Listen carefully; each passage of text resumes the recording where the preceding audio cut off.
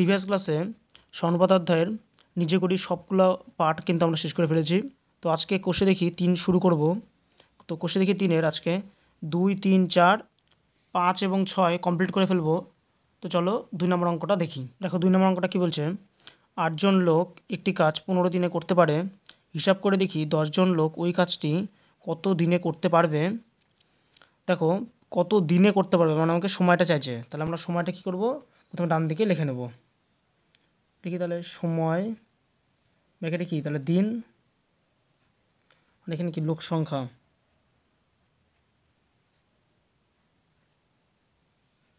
ব্র্যাকেটে জন। কতজন লোক? 8 জন লোক। কত দিনে? বলছে 15 দিনে করতে পারে। বলছে 10 জন লোক কত দিন সময় নেবে। তো দেখো 8 জন লোক যদি কোনো একটা কাজ 15 দিন করে, তো 10 জন লোক সংখ্যা আমি বাড়ালাম। যে আগে কাজ করতো আমার 8 জন লোক, তখন লাগতো 15 দিন সময়। এখন আমি যদি লোক বেশি নিই, কোনো একটা কাজে যদি লোক আমি বেশি নিই, তাহলে আমার কী হবে, সময়টা একটু কমে আসবে। তাহলে দেখো লোকটা আমার বেশি নিলাম কিন্তু সময় আমার কমে আসলো। তাহলে একটা কি বাড়লো আর একটা কী হলো, কমলো। তাহলে একটা বাড়া কমা যদি হয় তখন আমার কী হয়, ব্যস্ত সমানুপাত, তাই তো। তাহলে লিখি এখানে লোক সংখ্যা ও সময় ব্যস্ত সমানুপাতে আছে। এবার যদি ব্যস্ত সমানুপাতে হয় তাহলে আমাদের সরল সমানুপাত মানে কী হতো, প্রথম ইষ্ট দ্বিতীয় সমান সমান তৃতীয় ইষ্ট চতুর্থ হতো।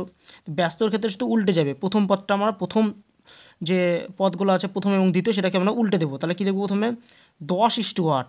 দেখো আগে করতাম কি, আমরা সরলের ক্ষেত্রে করতাম 8:10, আর ব্যস্তর ক্ষেত্রে শুধু প্রথমে উল্টাই দেবো, আমরা কী করবো 10:8 করবো। এবার পরেরটা যা আছে তাই 15:4। ঠিক আছে। এবার একই রকম যেটা নিয়ম 10/8 সমান সমান কত, 15/4। তাহলে ব্যস্তর ক্ষেত্রে আমার নিয়মটা কি, ব্যস্ত মানে কি, ব্যস্ত মানে তো উল্টে যাবে। ব্যস্ত মানে কি, যে আমরা ব্যস্ত কখনো যদি করি অনুপাতের ক্ষেত্রে তখন কী করতাম, উল্টে দিতাম না। তো এখানে ওই জিনিসটাতে মনে রাখবে, ব্যস্ত মানে আমাকে উল্টে দিতে হবে। যে আমরা 8/10 না করে কী করবো, উল্টে দেবো, 10/8 করে দেবো। প্রথম যে সংখ্যাটা থাকবে সেটাকে আমরা উল্টে দেবো। বা তোমরা এই দিকেরটাকে উল্টাতে পারো, 15/4 করছে এখানটায়, এখানে 4/15, যে কোনো একটাকে আমাকে উল্টাতে হবে, হয় 8/10কে বা 15/4। এই যে কোনো একটাকে আমাকে উল্টাতে হবে, যে কোনো একটাকে কিন্তু উল্টাবে, দুটো উল্টালে কিন্তু হবে না, যে কোনো একটাকে আমরা উল্টাবো। এবার আমরা কাটাটি করি। দেখো 2 যদি কাটি তাহলে 2 দুগুণ 4 দুগুণ 8, আর কত 5 দুগুণ 10, 5 দিয়ে আবার 15কে কাটলে পরে কত হবে, 3×5 = 15। তাহলে আমার চতুর্থ সমান সমান কী হচ্ছে, তাহলে চতুর্থ সমান সমান 3×4 = 12। তাহলে বুঝতে পারলে, তাহলে 12 দিন সময় লাগছে। তাহলে ওটা লিখে দিই, তাহলে 10 জন লোকের 12 দিন সময় লাগবে। ঠিক আছে, চলো এবার 3 নম্বর অঙ্কটা করি। কিছু পরিমাণ খাদ্যে 12 জন লোকের 20 দিন চলে। হিসাব করে লিখি ওই খাদ্যে 40 জন লোকের কত দিন চলবে। দেখো এখানে কিন্তু সময়টা বার করতে বলছে, 40 জন কতদিন চলবে। তো যেটা লাগবে সেটা আমরা কোন দিকে রাখবো, সেটা আমরা ডান দিকে রাখবো, তাই তো। তাহলে লিখি তাহলে সময় ব্র্যাকেটে কি দিন, আর এখানে লোক সংখ্যা ব্র্যাকেটে জন। ঠিক আছে। তাহলে কতজন লোক বলছে, 12 জন লোক, কতদিন চলবে খাবার, 20 দিন। বলছে তাহলে 40 জন লোকের কতদিন খাবার চলবে। দেখো একই রকম 12 জন লোকের যদি খাবার, কোনো একটা খাবার যদি 20 দিন চলে, 20 দিন, তাহলে লোক সংখ্যা আমি বাড়ালাম, যে আরও অনেক লোক নিয়ে আসলাম, যে তাহলে সময়টারও কি আমরা কম লাগবে। তো লোক সংখ্যা আমার বেড়ে গেল, তাহলে আমার খাবারটারও তাড়াতাড়ি ফুরাবে, তাহলে আমার সময়টারও কম লাগবে। তাহলে লোক সংখ্যা এদিকে আমার বাড়লো কিন্তু সময় আমরা কী হলো, কমে গেল। তো তাহলে কী হবে, তাহলে এটা তাহলে ব্যস্ত সম্পর্ক। তাহলে ওটা লিখি এখানে লোক সংখ্যা ও সময় ব্যস্ত সমানুপাতে আছে।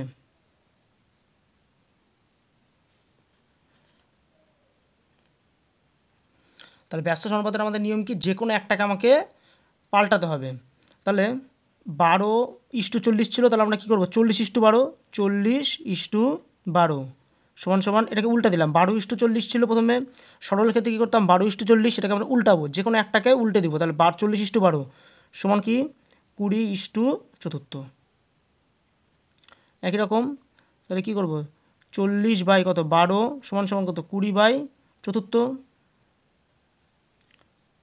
এবার এখানটায় কাটাকাটি করতে পারো, 0 0 কাটলাম, 2 দিয়ে 4কে কাটলে কত হবে 2 2 4, 2 দিয়ে আবার 12কে কাটলে কত হবে 6 2 12, তাহলে চতুর্থ সমান 6।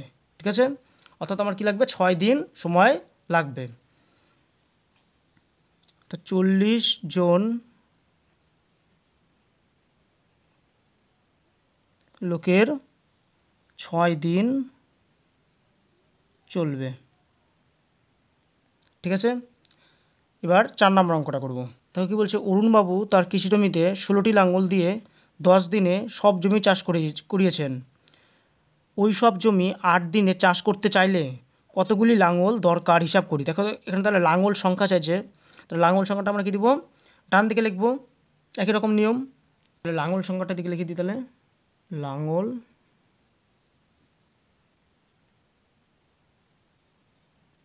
সংখ্যা ব্যাকেটে কি টি, আর এদিকে সময় ব্যাকেটে দিন। দেখো কতদিন সময় বলছে 16টি লাঙল লাগে 10 দিন সময়, তাহলে আমাকে একটু উল্টা করে কিন্তু এখানে করতে হবে। তাহলে 10 দিনে 16টি লাঙল লাগে। এবার বলছে 8 দিনে চাষ করতে চাইলে বলছে কতগুলি লাঙল লাগবে। দেখো 10 দিনে যদি আমার 16টি লাঙল লাগে, তাহলে 8 দিনে যদি আমি চাষ করতে চাই, যে আমার চাষটা তাড়াতাড়ি লাগবে, আমার ফলনটা তাড়াতাড়ি হতে হবে, তাহলে কী হতে হবে আমাকে লাঙল সংখ্যা, তাহলে দেখো সময় কিন্তু আমরা কমে আসলো, কিন্তু লাঙল সংখ্যা আমার কী লাগবে তখন আমার বেশি লাগবে। তো লাঙল তো আমার মানে চাষ তো আমি তাড়াতাড়ি করবো আরও, তাহলে আমার লাঙলটা আরও বেশি লাগবে। তাহলে ব্যস্ত সম্পর্ক হচ্ছে, তাহলে এটা লিখি সময়ের সাথে লাঙল সংখ্যা ব্যস্ত সমানুপাতে আছে। ব্যস্ত সমানুপাত মানে কি উল্টা দিতে হবে, তারপর 8:10 সমান সমান কত হবে 16:4। ব্যস্ত সমানুপাত মানে উল্টে দিতে হবে, প্রথমটা 8 হবে তারপরে 10 হবে, আর যদি সরল হতো তাহলে তো উল্টে যেত 10:8 হতো, তাই তো যা থাকতো তাই হতো। তাহলে 8/10 সমান সমান কত 16/4। দেখো 8 দিয়ে 16কে কাটলে কত হবে 8 2 16, তাহলে চতুর্থ সমান কত হচ্ছে বলো, কোনাকুনি গুণ করলে 10-এর সঙ্গে 2 গুণ করলে 10 2 20, তাহলে 20টি লাঙল আমার লাগছে। তাহলে ওটা লিখি 8 দিনে চাষ করতে চাইলে 20টি লাঙল লাগবে। ঠিক আছে, এই ছিল 4 নম্বর অঙ্ক। এবার 5 নম্বর অঙ্কটা করব। 5 নম্বর অঙ্কটা কী বলছে, একটি বন্যাত্রাণ শিবিরে 4000 জন লোকের 190 দিনের খাবার মজুত আছে। 30 দিন পর 800 জন অন্যত্র চলে গেলেন। যারা রয়ে গেলেন অবশিষ্ট খাদ্যে তাদের আর কতদিন চলবে। তাহলে অবশিষ্ট খাদ্যে কিন্তু তাদের আর কতদিন চলবে, কত দিন চাইছে, তাহলে আমার সময়টা কী করব ডান দিকে রাখবো, যেটা চাই সেটা আমরা কী রাখি ডান দিকে। তাহলে সময় ব্যাকেটে কি দিন, আর এখানে লোক সংখ্যা ব্যাকেটে জন। তো দেখো প্রথমে বলছে 4000 জন লোক, তাহলে 4000 জন লোক লিখি। 4000 জন লোকের 190 দিনে খাবার প্রথমে মজুদ ছিল, কিন্তু 30 দিন পর মানে 30 দিন পেরিয়ে গেছে, তো আমরা এখানে যে সময়টা নিচ্ছি সেটা কিন্তু বাকি সময় নিচ্ছে, তার মানে আমাকে এখানে কী করতে হবে 190 থেকে 30 দিন পেরিয়ে গেছে যেহেতু, তাহলে 30 দিন বিয়োগ করব, বিয়োগ করার কথা আসবে 160 দিন। ঠিক আছে, এবার দেখো এর মধ্যে আবার কী বলছে 800 জন লোক আবার অন্যত্র চলে গেছে, আবার 30 দিন পরে 800 জন লোক অন্যত্র চলেছে, মানে কি এটা বিয়োগ করতে হবে তো পরের লাইনে। তাহলে 4000 জনের মধ্যে 800 জন চলে গেছে, তাহলে আমার থাকলো কতজন 3200 জন। 3200 জন, এই 3200 জনের জন্য কতদিন আর খাবারটা মজুদ খাবারটা চলবে সেটা আমাকে বার করতে হবে। তাহলে আবার দেখা বলছে 4000 জনের যেটুকু খাবার মজুদ ছিল, কতদিনে খাবার মজুদ ছিল মানে 30 দিন তো চলে গেছে, 30 দিনের পরে আর কতদিন খাবার মজুদ ছিল 160 দিনের। এবার যদি 800 জন লোক চলে যায় তাহলে কী হবে 800 জন বিয়োগ করলে থাকবে হচ্ছে 3200 জন। এবার 3200 জন্য কতদিন খাবার থাকবে সেটা আমাকে বার করতে হবে। তো দেখো এটা কী করে করবো, একই রকম 4000 জনের জন্য যদি 160 দিনের খাবার মজুদ থাকে তাহলে 3200 জন হলে বাড়ি কী হবে, আমার দিনটারও কেমন বেশি যাবে, তাহলে 160 থেকে বেশি যাবে তো, কারণ আমার লোক সংখ্যা এখন কমে আসলো, তাহলে লোক সংখ্যা কমলে আমার কি সময় আরও বাড়বে তো, তাহলে ওটাই লিখি। তাহলে এখানে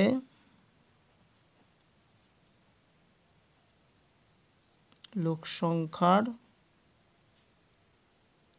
সাথে সময় ব্যস্ত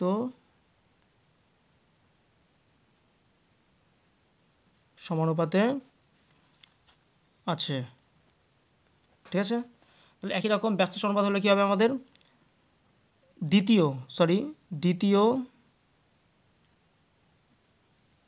ইস্টু কি প্রথম মানে 4000 ইস্টু তৃতীয় 160 ইস্টু কত চতুর্থ,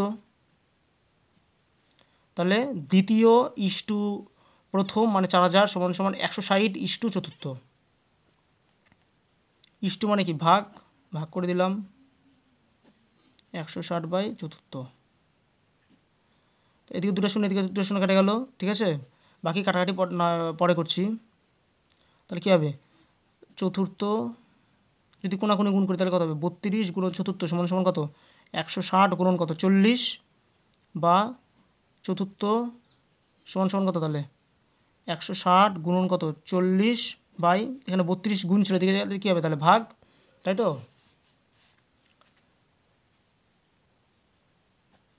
16 দুগুণ 32 আর 16 10কে 160, 16 দুগুণ 32, 2 দিয়ে আমরা যদি 40 কেটে 20 দুগুণ 40, তাহলে আমার হচ্ছে 200 মারা যাচ্ছে উত্তর। তাহলে আমরা উত্তরটা এভাবে লিখব যে যারা রয়ে গেলেন, এক কথায় লিখিতে গেলে 3200 জনের অবশিষ্ট খাদ্যে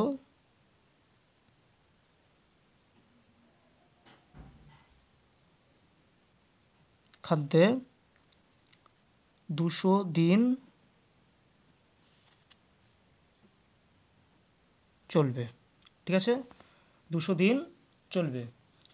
এবার আমরা 6 নম্বর অঙ্কটা করব।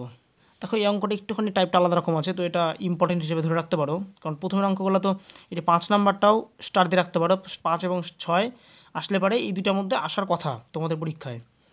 তো 6 নাম্বারটা দেখো কী বলছে, 3টি ছাতা ও একটি চেয়ারের দাম বলছে 600 টাকা, তাহলে বলছে 2টি ছাতা বা একটি চেয়ারের দাম ও একটি চেয়ারের দাম কত। তাহলে দেখো 3টি ছাতা সমান সমান আমরা একটা চেয়ার, মানে আমরা উল্টা শুধু লিখি, মানে একটি চেয়ার সমান সমান কত, 3টি কি ছাতা, তাই তো। তাহলে 2টি চেয়ার সমান সমান কত, তাহলে 2টি চেয়ার সমান সমান কত, 2 গুণন 3টি ছাতা, তার মানে কত 6টি ছাতা, তাই তো 6টি ছাতা তাহলে হচ্ছে, কিন্তু আমাকে বার করতে হবে কত, 2টি ছাতা এবং 2টা চেয়ার, তাহলে 2টা চেয়ারের দাম তো 2টা চেয়ার সমান সমান আমরা লিখতে পারবো কি 6টা ছাতা, তাহলে ওটা লিখি, তাহলে 2টি ছাতা ও 2টি চেয়ার সমান 2টি ছাতা তো 2টি থাকলো, আর 2টা চেয়ার সমান সমান আমরা কী লিখছি 6টা ছাতা, তাহলে 2 যোগ 6 এতটি ছাতা, সব কিন্তু ছাতাতে চলে আসলো। আবার দেখো প্রথমে বলা ছিল একটি চেয়ার সমান সমান 3টি ছাতা, তাহলে ওটা লিখে নিলাম একটা চেয়ার সমান সমান 3টা ছাতা, তাহলে 2টা চেয়ারের দাম বার করলাম কত আসলো, 2টা চেয়ার সমান সমান 6টি ছাতা, তাহলে হয়ে গেল আমার। এবার দেখো কি আমাকে কী চাইছে, 2টি ছাতা এবং 2টি চেয়ারের দাম, তাহলে দেখো 2টা ছাতা তো আমার আগেই আছে, আর 2টা চেয়ারের জায়গায় আমরা কী লিখতে পারবো 6টা ছাতা, তাহলে 2 যোগ 6 সমান সমান কত, তাহলে হচ্ছে 8টি ছাতা হয়ে গেল। তাহলে আমাকে এখন সব ছাতায় চলে আসলো, তাহলে আমরা ঐকিক নিয়মে কিন্তু ঘরটা সাজাতে পারবো। তাহলে লিখি, তাহলে ছাতার সংখ্যা ব্র্যাকেটে কি টি,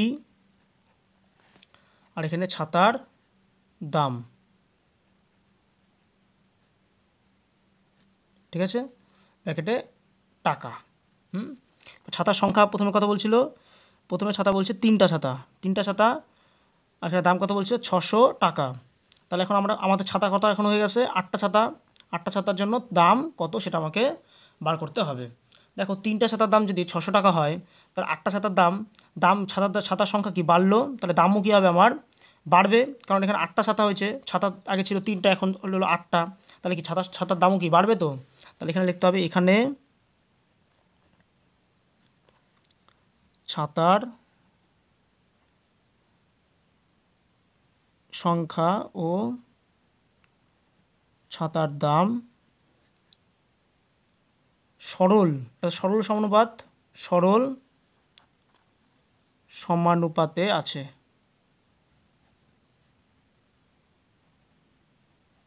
তাই তো, দুটো যেহেতু বাড়লো সেটা কি আমরা তাহলে সরল সমানুপাত। এতক্ষণ আমরা কি দেখছিলাম? ব্যস্ত, তাহলে এটা সরল হয়ে গেল, তোমাদের তাহলে আরও ভালোভাবে ক্লাসটা আরও বোঝা যাবে তোমাদের। দেখো, যদি সরল হয় তাহলে কী হবে? প্রথম ইস্টু দ্বিতীয় সমান সমান কি তৃতীয় ইস্টু কি চতুর্থ। সরলের ক্ষেত্রে যা আছে তাই থাকবে। তাহলে এবার ইস্টু মানে কি ভাগ, 3/8 সমান সমান কত? 600 বাই কত? চতুর্থ। তাহলে আগে কাটাকাটি করবো না, এবার কোনাকুনি গুণ করে তারপরে কাটাকাটি করি। তাহলে 3 গুণন কোনাকুনি গুণ করি, 3 গুণন চতুর্থ সমান সমান কত? 600 গুণন কত? 8 বা চতুর্থ সমান কত হবে? তাহলে 600 গুণন 8, 3 দিকে গুণ ছিল, দিকে যায় কী হবে? ভাগ। 2 দিয়ে যদি 600কে কাটি তাহলে 600কে কাটি দিলে কত হবে? 200। তাহলে 8 দুগুণ 16, 1600 টাকা আমার দাম হচ্ছে। অর্থাৎ তাহলে আমরা লিখে দেব 8টি ছাতার দাম কত? 1600 টাকা। আর 8টি ছাতা মানে কি? 8টি ছাতা মানে তোমরা এখানটা লিখে দিতে পারো উত্তর আরও স্পষ্টভাবে। 8টি ছাতা মানে 2টা ছাতা এবং 2টা চেয়ার। এই যে আমরা এখানে বারো করে ফেলেছিলাম, 2টা ছাতা এবং 2টা চেয়ার মানে কি 8টি ছাতা। তাহলে 8টা ছাতার জায়গায় আমরা কিন্তু লিখে দিতে পারবো 2টি ছাতা ও কত? 2টি চেয়ার। ঠিক আছে, এটাতেও তোমরা উত্তর লিখে দিতে পারো, দুই ক্ষেত্রে তোমার উত্তর ঠিক হবে। ঠিক আছে, এটাই ছিল আজকের ক্লাস।